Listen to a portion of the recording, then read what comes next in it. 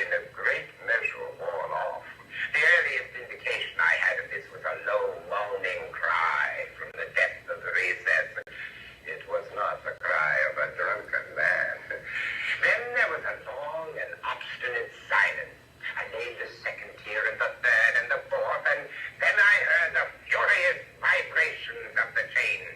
The noise lasted for several minutes, during which that I might hearken to it with the more satisfaction. I ceased my labors and sat down upon the bones. When at last the clanking subsided, I resumed the trowel and finished without interruption the fifth, the sixth, and the seventh tier. The wall was now nearly upon a level with my breast. I again paused, and holding the torch over the masonwork, threw a few feeble rays upon the figure within.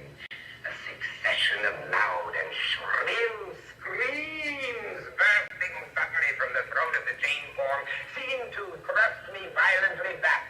For a brief moment I hesitated, I trembled.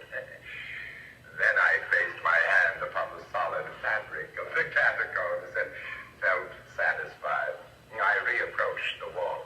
I replied to the yells of him who clamored. I re-echoed. I aided. I surpassed them in volume and in strength. I did this. And the clamorer grew still. It was now midnight, and my task was drawing to a close. I had completed the 8th, the 9th, and the 10th tier.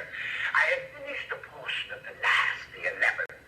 There remained but a single stone to be fitted and plastered in. I struggled with its weight. I placed it partially in its destined position. But now there came from out the niche a low laugh that erected the hairs upon the back of my neck. A very good joke indeed. An excellent jest. We will have many rich laugh about it at the palazzo. Over our wine. The Amontillado.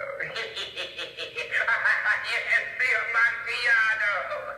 But it is now getting late. Will they not be waiting for us at the palazzo? The Lady Fortunato and the rest? Let us be gone. Yes, let us be gone. For the love of God, Montresor! Yes, for the love of God, Fortunato.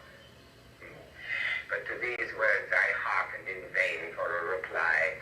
I grew impatient. I called aloud, Fortunato? Fortunato? No answer still. I thrust the torch through the remaining aperture and let it fall within. There came forth in return only a jingle